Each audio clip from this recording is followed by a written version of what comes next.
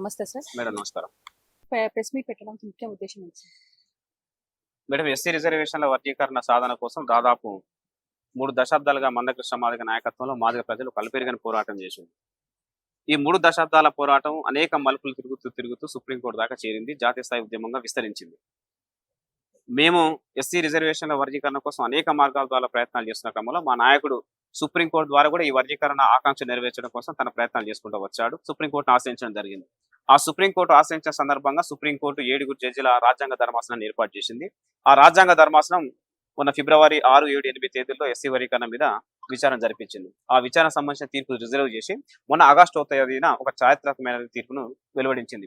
SC ST రిజర్వేషన్లను వర్గీకరణ చేసుకునే అధికారం రాష్ట్ర ప్రభుత్వాలకు ఉంది. అది సామాజిక న్యాయానికి లోబడి ఉన్నది. రాష్ట్ర ప్రభుత్వాలు వర్గీకరణ చేసి అన్ని కులాలకు సమన్వయం చేయవచ్చు అని చెప్పేసి ఒక చారిత్రకమైన తీర్పు వెలువడించింది.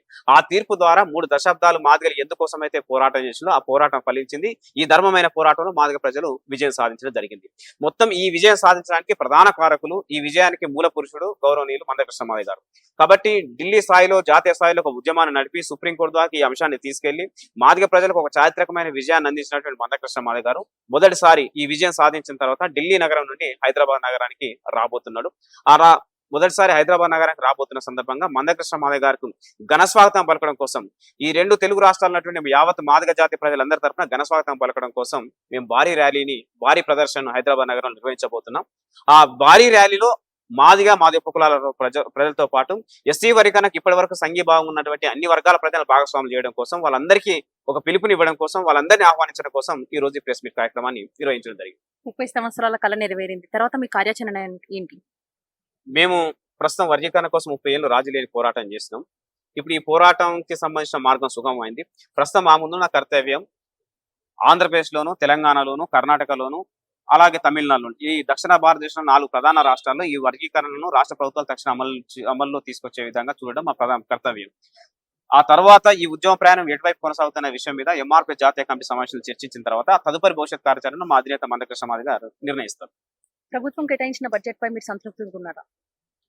ప్రభుత్వం ఎప్పుడైనా సరే ఈ స్వాతంత్రం వచ్చిన నాటి మొదలుకుంటే ఈనాడు వరకు జనాభా దమాష ప్రకారం సామాజిక న్యాయానికి అనుగుణంగా బడ్జెట్ కేటాయింపులు చేయడం ఇప్పటికీ విఫలంగా జరిగింది. అది తెలంగాణలో కావచ్చు, ఆంధ్రప్రదేశ్ లో కావచ్చు, లేదా జాతీయ స్థాయిలో వచ్చే బడ్జెట్ కావచ్చు. నిజంగా ఆ బడ్జెట్ మా జనాభా దమాష ప్రకారం కేటాయించబడితే మా వార్డుల్లో ఇప్పటి వరకు ఇంత దారిద్ర్యం ఉండేది కాదు. ఇక్కడ 2 జరుగుతున్నాయి. ఒకటి, మా జనాభా దమాష ప్రకారం మాకు బడ్జెట్ కేటాయింపు జరుగుతలేదు. రెండవది ఏంటంటే కేటాయించే బడ్జెట్ ను కూడా సంపూర్ణంగా అమలు చేయడంలో ప్రభుత్వాలకు చిత్తశుద్ధి లేదు. ఈ 2 కారణాల వల్లనే స్వాతంత్రం వచ్చి 70 సంవత్సరాల పైగా అవుతున్న దళిత వార్డుల దారిద్ర్యం ఇంకా పోలేదు. కాబట్టి కేంద్ర రాష్ట్ర ప్రభుత్వాలు రాజ్యాంగాన్ని అనుసరించి జనాభా దమాష ప్రకారం బడ్జెట్ కేటాయింపులు జరగాలి. అందులోనూ ఉపకులాల వారీగా కూడా బడ్జెట్ కేటాయింపులు జరగాలి. దాని తర్వాత కేటాయించే బడ్జెట్ అన్ని రంగాల్లో సమగ్రంగా అమలు జరిగే విధంగా, దళితులు సమగ్రంగా అన్ని రంగాల్లో సామాజికంగా, ఆర్థికంగా, సామాజిక పరంగా వాళ్ళ మౌలిక సదుపాయాలు మెరుగుపరిచే విధంగా ప్రభుత్వం చిత్తశుద్ధితో ముందుకు రావాల్సిన అవసరం ఉంది. కానీ ఇప్పటివరకు అది జరగకపోవడం వల్లే మా వర్గాలలో అభివృద్ధి దాదాపు 10% కూడా మించలేదనే విషయం స్పష్టంగా అర్థమవుతుంది. కాబట్టి బడ్జెట్ లో మాకు ప్రతిసారి నిరాశ ఎదురవుతుంది, ప్రతిసారి మాకు అన్యాయం ఎదురవుతుంది. ఇప్పుడు ఆగస్టు 13న మందకృష్ణ మాదిగ గారు ఢిల్లీ నుంచి రాబోతున్నారని మీరు చెప్పారు. మరి అది ఆ రోజు ఇక్కడ నుంచి స్వాగతం పలుకుతున్నారు? మేము ప్రధానంగా 2 సెంటర్లు అనుకుంటున్నాం మేడం. ఒకటి, బేగంపేట విమానాశ్రయం నుండి స్వాగతం పలకాలనేది మా ఉద్దేశం, లేదా సికింద్రాబాద్ రైల్వే స్టేషన్ నుండి స్వాగతం పలకాలనేది మా ఉద్దేశం. సరే, ఇప్పుడు బేగంపేట విమానాశ్రయాన్ని చేరుకుంటారా లేదా సికింద్రాబాద్ రైల్వే స్టేషన్ చేరుకుంటారా అనే విషయం ఈ రోజు నిర్ణయం జరుగుతుంది. నిర్ణయం జరిగిన తర్వాత సికింద్రాబాద్ రైల్వే స్టేషన్ నుండి వచ్చినా లేదా బేగంపేట నుండి వచ్చినా మేము ఘనస్వాగతం పలకడానికి సిద్ధంగా ఉన్నాం.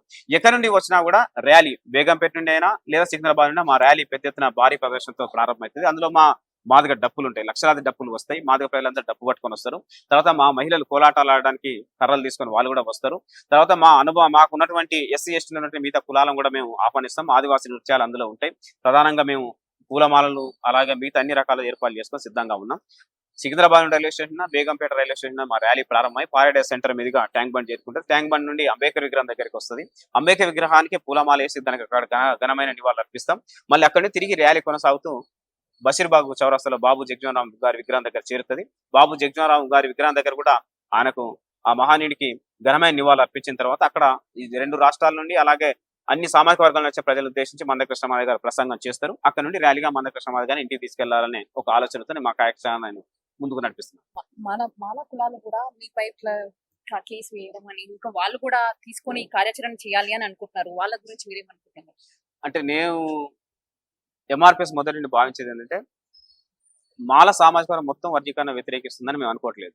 మాలలో ఉన్న కొంతమంది స్వార్థపరులు, దోపిడీ స్వభావం గల వారు మాత్రమే ఈ వర్గీకరణ వ్యతిరేకించుకుంటూ వచ్చిండ్రు.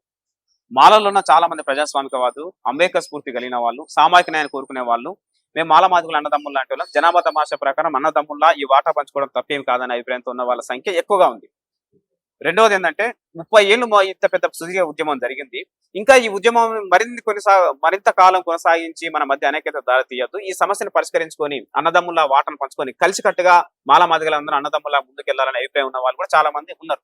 కొంతమంది మాల సామాజిక వర్గంలో ఎదిగిన వాళ్ళు, దోపిడీ స్వభావం గల వాళ్ళు, స్వార్థ బుద్ధి గల వాళ్ళు ఈ వర్గీకరణ అడ్డుకోవడం కోసం ఇప్పటికీ ప్రయత్నాలు చేసుకుంటూ వచ్చారు. వాళ్ళు బుద్ధి మార్చుకుంటే దళితుల మధ్య ఐక్యత సాధ్యమైంది. అది మరింత ముందుకెళ్లడానికి, దళిత జాతికి మరిన్ని హక్కులు సాధించడానికి దారితీస్తుందని చెప్పేసి మేము స్పష్టంగా తెలియజేస్తున్నాం. ఏది ఏమైనప్పటికీ ఈ ఉద్యమం ప్రారంభమైనటువంటి నుండి వర్గీకరణ అడ్డుకోవడం కోసం ప్రయత్నాలు చేసుకుంటూ వచ్చారు. తాత్కాలికంగా వాళ్ళు గెలవచ్చు కానీ అంతిమంగా వాళ్ళు ఎక్కడ గెలిచిన సందర్భం లేదు. భవిష్యత్తులో కూడా వాళ్ళు గెలవడానికి అవకాశం లేదు. ఎందుకు? ఎస్సీ వర్గీకరణ న్యాయమైన పోరాటం, ధర్మమైన పోరాటం. న్యాయం ధర్మమే గెలుస్తానే చరిత్ర మొత్తం రుజువు చేసింది. అందుకే వర్గీకరణ వాళ్ళకి గెలిచి తీరింది. 2004లో ఎస్సీ వర్గీకరణ సుప్రీంకోర్టు ద్వారా రద్దు చేసినప్పుడు ఆనాడు మా నాయకుడు సుప్రీంకోర్టులో కన్నీళ్లు పెట్టుకుని బయటకు వస్తుంటే కొంతమంది మాల మహారాణ నాయకులు అవహేళన చేస్తూ మాట్లాడిన సందర్భాలు ఉన్నాయి. మా నాయకుడు ఎక్కడైతే కన్నీళ్లు పెట్టుకుని అవమానంగా వచ్చిండో 20 ఏళ్ల తర్వాత తిరిగి అక్కడే మళ్ళీ గౌరవంగా విజయంతో తిరిగి బయటకు వచ్చిన సందర్భాలు ఉన్నాయి. ఆనాడు సుప్రీంకోర్టు ఇచ్చిన తీర్పు వల్ల అన్యాయం తాత్కాలికంగా గెలవచ్చు కానీ ఈ రోజు న్యాయం శాశ్వతంగా గెలిచింది. న్యాయం ధర్మమే గెలుస్తుంది. వర్గీకరణ వ్యతిరేక కుట్రలు నిలువని మేము స్పష్టంగా నమ్ముతున్నాం. ప్రభుత్వం మీకు ఇంతవరకు ఏ న్యాయం జరపలేదు అని అన్నారు. మరి ఇప్పుడు గ్రూప్స్ పోస్ట్ లో గానీ, డిఎస్సి పోస్ట్ లో గానీ మీకు న్యాయం జరిపిస్తారని రేవంత్ రెడ్డి గారు అనుకుంటారా? ముఖ్యమంత్రి గారు సుప్రీంకోర్టు తీర్పు వచ్చిన వెంటనే దేశంలో స్పందించిన తొలి ముఖ్యమంత్రి రేవంత్ రెడ్డి గారు. ఆయన మాట్లాడుతూనే దేశంలో వర్గీకరణ అమలు చేసే తొలి రాష్ట్రం తెలంగాణ అవుతుందని చెప్పిండు. అక్కడ ఉన్న మా ప్రజాప్రతినిధులు కూడా అనేక విషయాలు వాళ్ళ దృష్టికి తీసుకెళ్ళాలని, మాదిగ సామాజిక వర్గానికి సంబంధించిన ప్రజాప్రతినిధులు వారికి అనేక విషయాలు దృష్టికి తీసుకెళ్లిన తర్వాత ఆయన స్పష్టంగా చెప్పడం జరిగింది. ఇప్పటికే ఇచ్చినటువంటి నోటిఫికేషన్ లో ఎస్సీ వర్గీకరణ అమలు పరుస్తూ మేము నిర్ణయం తీసుకుంటాం, అవసరమైతే దానికోసం ఆర్డినెన్స్ తీసుకొస్తాం అని చెప్పేసి ఆయన మాట్లాడి, సో దాన్ని మేము స్వాగతిస్తున్నాం. దాన్ని ఇమీడియట్లీ అమల్లో తీసుకురావాలని చెప్పేసి మేము కోరుతున్నాం. అయితే ఈ విషయమై కొంతమంది నిరుద్యోగుల్లో, కొంతమంది విద్యార్థుల్లో అపోహలు సృష్టించడం కోసం కొంతమంది అధికారులు ఇప్పటికే ఇచ్చిన నోటిఫికేషన్లను మేము వర్గీకరణ అమలు చేయడానికి అవకాశం ఉండదు, ఎందుకంటే ఆల్రెడీ నోటిఫికేషన్ ఇచ్చింది కాబట్టి అని చెప్పేసి వాళ్ళు మాట్లాడుతున్న సందర్భాలు. కాబట్టి అధికారులు ప్రభుత్వాన్ని తప్పుదోవ పట్టించొద్దని చెప్పేసి మేము విజ్ఞప్తి చేస్తున్నాం. గతంలో ఎస్ఐ కానిస్టేబుల్ నోటిఫికేషన్ ఇచ్చినప్పుడు అందులో కటాఫ్ మార్కులకు సంబంధించిన విషయంలో రిజర్వేషన్లపై ఒక నిర్ణయం తీసుకోలేదు. కేసీఆర్ గారు ముఖ్యమంత్రిగా ఉన్నప్పుడు పోలీస్ రిక్రూట్మెంట్ బోర్డు సంబంధించి తర్వాత మేము పెద్ద ఎత్తున పోరాటం చేసినాం. దాన్ని ముఖ్యమంత్రి గారి దృష్టికి అసెంబ్లీలో తీసుకెళ్లిన తర్వాత ఆ నోటిఫికేషన్ సవరిస్తూ కటాఫ్ మార్కులను నిర్ణయిస్తూ వాటిలో రిజర్వేషన్లు పాటిస్తూ అప్పుడు ముఖ్యమంత్రి కేసీఆర్ గారు నిర్ణయం తీసుకోవడం జరిగింది. మరి అప్పుడు సాధ్యమైంది, ఇప్పుడు ఎందుకు సాధ్యం కాదు? ఇప్పుడు కూడా సాధ్యం కావడానికి అవకాశం ఉంది. ఇక్కడ కావాల్సింది ఏంటి? ప్రభుత్వానికి చిత్తశుద్ధి ఉంటే, వర్గీకరణ అమలు చేసి మాదిగ నిరుద్యోగులకు, మాదిగ విద్యార్థులకు న్యాయం చేయాలని చిత్తశుద్ధి ఉంటే ఇది సాధ్యమవుతుంది. కాబట్టి అధికారులు తప్పుదోవ పట్టించొద్దని చెప్పేసి నేను విజ్ఞప్తి చేస్తున్నాం. ఇప్పటికి ఇచ్చినట్టు గ్రూప్ 1 నోటిఫికేషన్ ఎస్సీ వర్గీకరణ అమలు చేయాలి, గ్రూప్ 2లో అమలు చేయాలి, డిఎస్సి నోటిఫికేషన్లో అమలు చేయాలి. ఒకవేళ అమలు చేసే క్రమంలో సాంకేతికంగా ఏదైనా సమస్యలు ఉంటే నోటిఫికేషన్ సవరించండి లేదా రీనోటిఫికేషన్ ఇవ్వండి. ఏది ఏమైనప్పటికీ వర్గీకరణ సూత్రాన్ని అమలు చేస్తూ నిరుద్యోగులకు, విద్యార్థులకు న్యాయం చేయాలని చెప్పేసి మేము రేవంత్ రెడ్డి గారి ప్రభుత్వాన్ని సూచిస్తున్నాం. రేవంత్ రెడ్డి గారు ఆయన ముఖ్యమంత్రి కాకముందు మాదిగల పట్ల చిత్తశుద్ధితో ఉన్న వ్యక్తి. ఈ 3 దశాబ్దాల ఉద్యమం ఆయన స్పష్టంగా తెలుసు. మాదిగ జాతికి ఎంత అన్యాయం జరిగిందో కూడా ఆయన స్పష్టంగా తెలుసు. గతంలో చాలా సార్లు ఎంఆర్పీఎస్ ఉద్యమ వేదికల మీదకి వచ్చి నేను నా కుటుంబాన్ని ఎంతగా ప్రేమిస్తానో, నా జాతిని ఎంత ప్రేమిస్తానో అంతకు రెట్టింపు నేను మాదిగల్ని ప్రేమిస్తా, మాదిగల పట్ల నాకు అభిమానం ఉన్నది, నేను ఈ స్థాయికి రావడానికి మాదిగలే కారణం అని చెప్పేసి ఆయన మాట్లాడింది. కాబట్టి వాటిని చిత్తశుద్ధిలో నిరూపించుకుంటాడని చెప్పేసి మేము భావిస్తున్నాం.